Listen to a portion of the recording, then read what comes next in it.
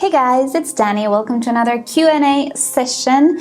Today I'm going to be answering more of the comments, the questions you actually left in the comment section of my videos, this series and also other videos, and I have quite a list to go through. I'm going to try to speed run, but you know how these videos get, they get a little long.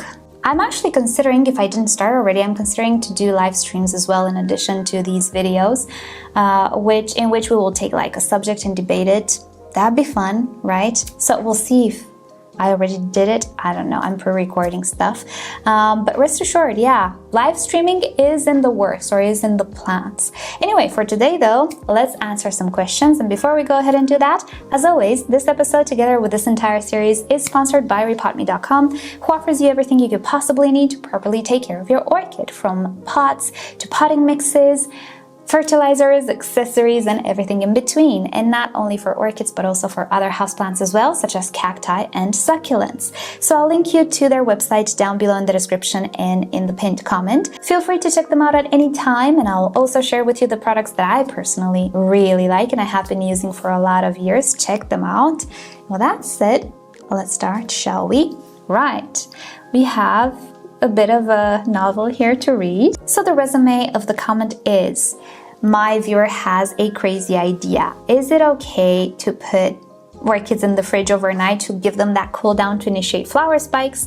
I keep a fridge temperature of 40°F. How long should I leave it in there about-ish every night? Also, right now it's August 2024. What should I start the nightly cool down? Or when should I start the nightly cool down? Right. Truly love your videos. Thank you so much. Right, okay. I would never advise anybody to put Phalaenopsis orchids in the fridge.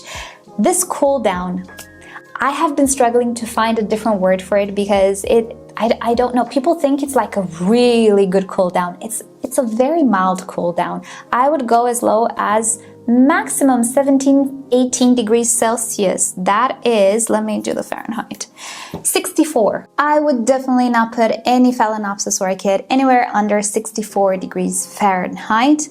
40 degrees Fahrenheit is 4.4 C.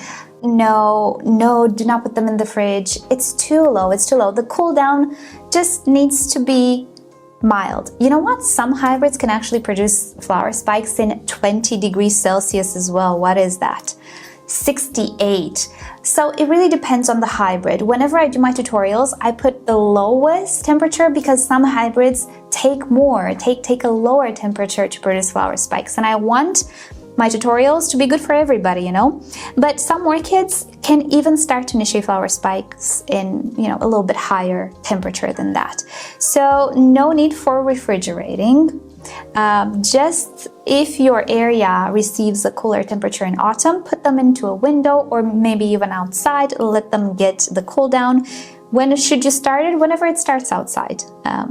So yeah, I would not use the refrigerator. I hope you didn't so far. I really hope you didn't. But yeah, good luck. I hope you get tremendous amounts of blooms. Next question from Gabriela. Hello, I repotted all of my orchids following your guide. I purchased all of the products you suggested and now all of my orchids are drying. I know exactly what's happening. The problem is, especially when you say that you have your orchids for 6 years now, they were always so healthy, so you didn't repot them for the past 6 years? Right, that's even worse. So what happens is a dramatic change in their environment. Like, when I say environment, I mean mixture. In 6 years, even if they're potted in bark, that bark will become so spongy and mushy that it will retain a lot of water. So what happened now was you put them from what I believe happened, at least this is just my guess, you got them from a very very humid environment and you put them into a very dry environment. And the old roots were like, we're done here. We're closing shop.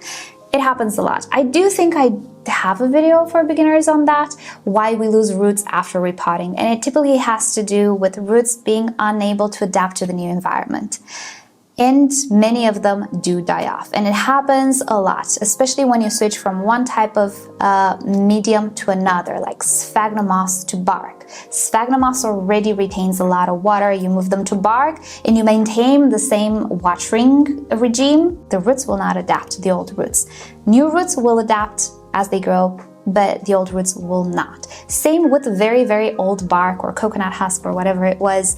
It's broken down, it's very mushy, it retains a lot of water. You're putting them into fresh new medium, which is great, you know, it retains a lot of air pockets. Maybe you kept the same watering regime. No, those orchids suffered from severe arid conditions, let's say at this point. So whenever we do a sudden change, such as very old medium to new medium or bark to sphagnum moss and vice versa, we need to do things gradually.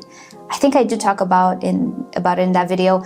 I would say, like, if you move from a very water retentive medium to a very airy medium, water them very often, keep them wet all the time, and then slowly reduce the watering.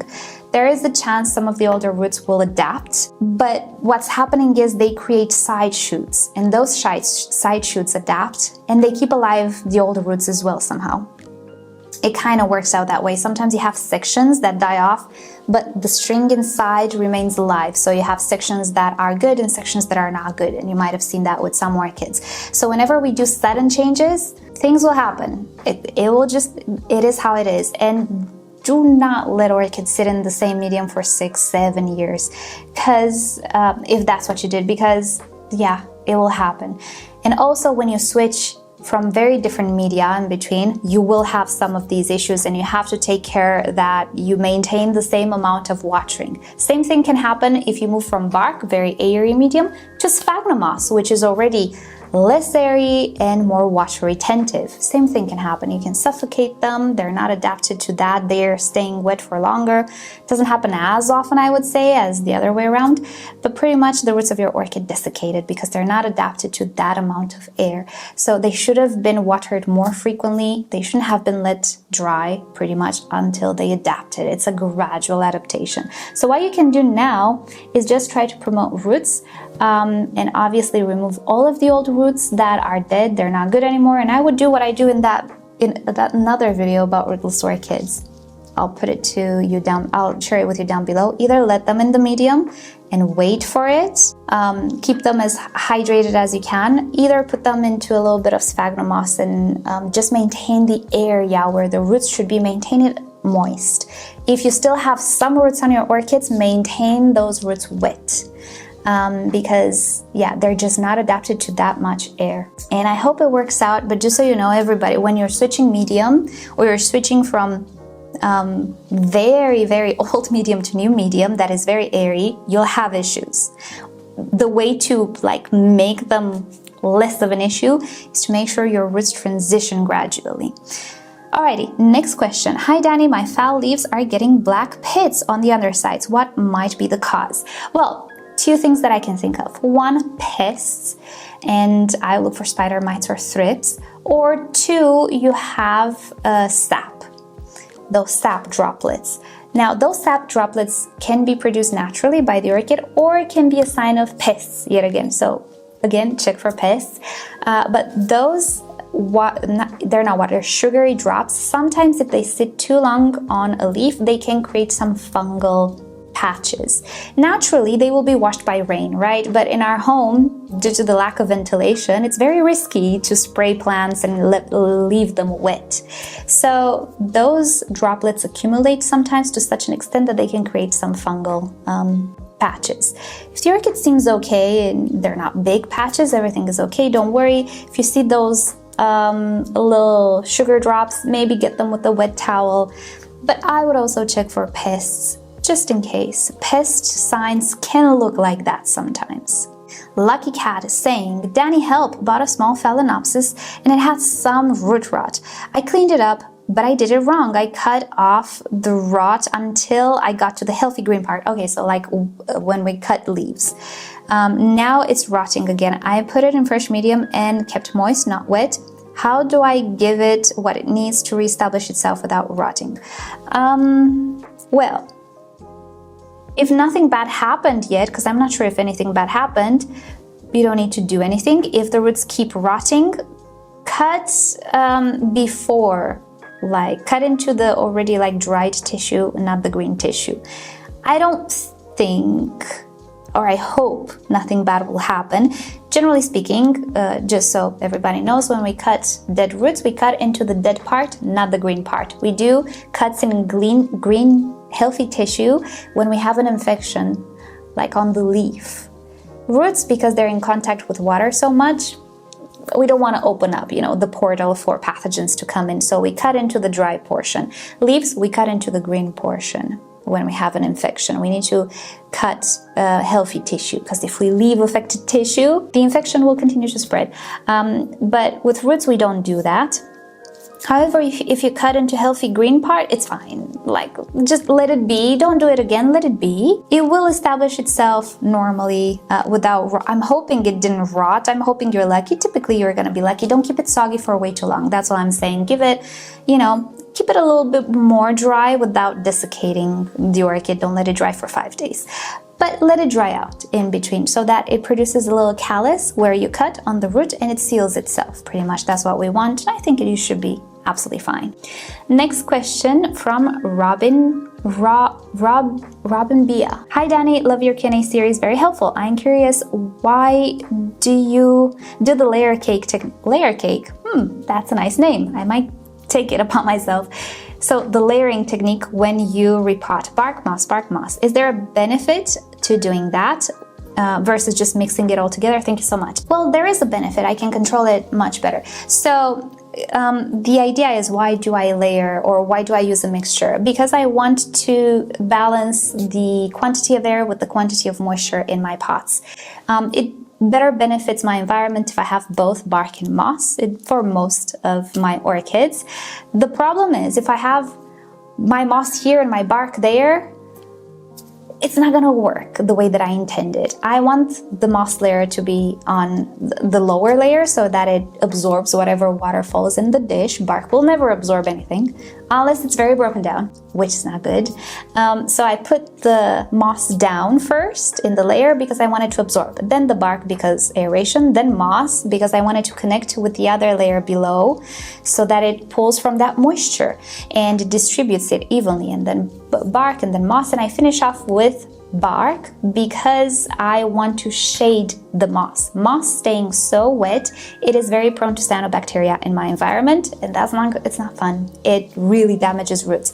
By shading it with bark, no cyanobacteria grows.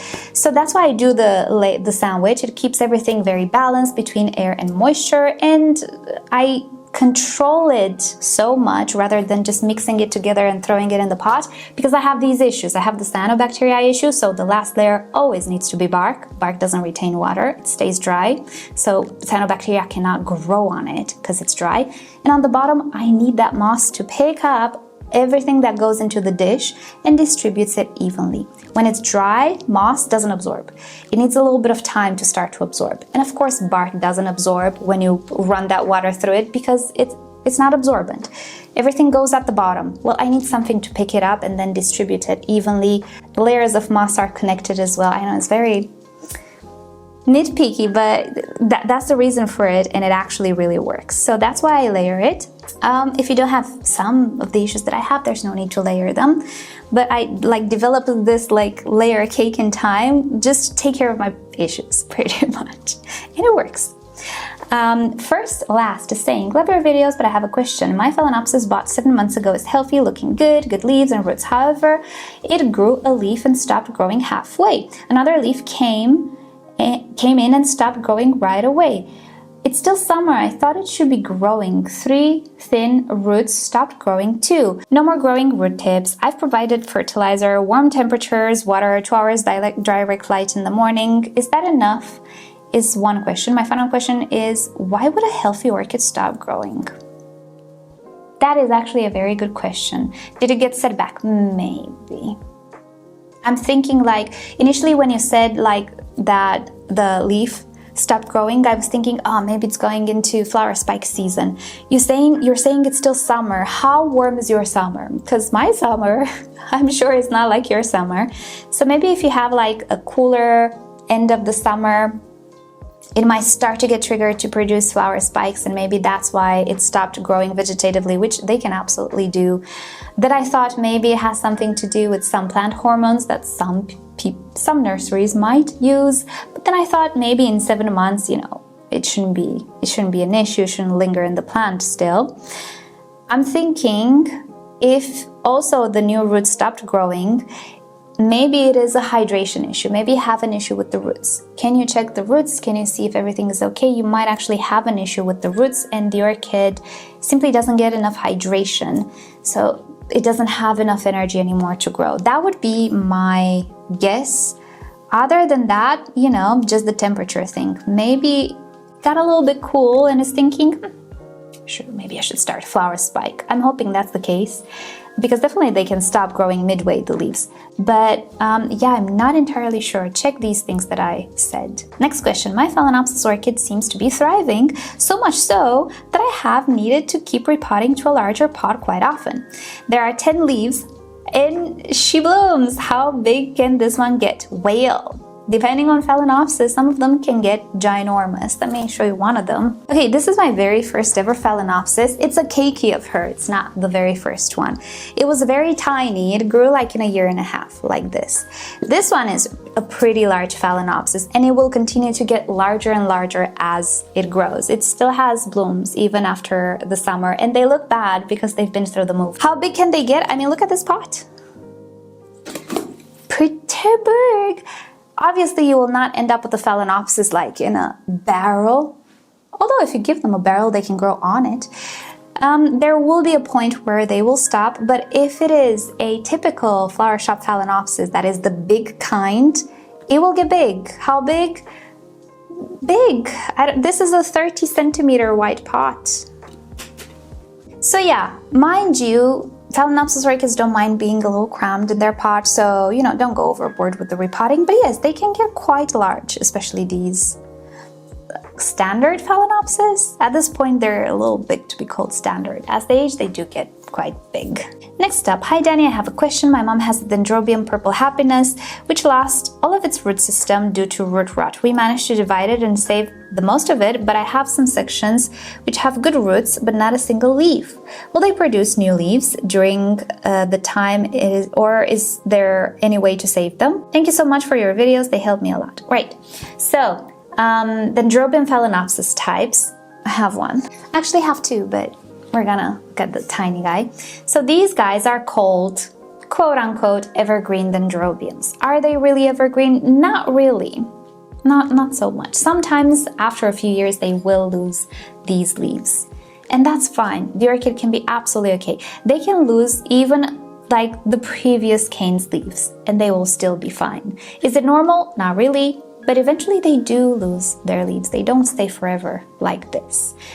The old canes that lost the leaves, they will never grow leaves again, but what will happen is they will grow new growths, new shoots from the bottom, which will have leaves, and they will be like the new section of the plant. The old canes are still important because they store energy and water, so don't cut them off. Maybe in years when you already have multiple green pseudobulbs, you can cut the older pseudobulbs if they don't like yellow and dry off on their own, which happens. Don't worry if it does. But yeah, the old canes will not have leaves. However, this doesn't mean anything. The canes are very good at storing energy. They will sprout new growth. Probably the orchid will be set back, so you'll have to wait a little bit for it, but don't worry, these guys are very strong. This one was set back as well, and it took about 2 years to get to this stage where it's blooming. So just stick with it. They're very strong plants. These guys, super strong plants, and don't cut anything on it. Let it be. It knows what it's doing. Right, so that said, let's end it here. Thank you guys so much for watching. Hope this video helped you out. And again, if I didn't get to your question yet, hold on, I'm trying. I have lots more in this list to go through. And yeah, keep them coming. Leave me your questions down below in the comment section. With that said, I hope you enjoyed hanging out with me today. Thank you rePotme for sponsoring yet another Q&A episode. And with that said, I'll see you all next time. Bye!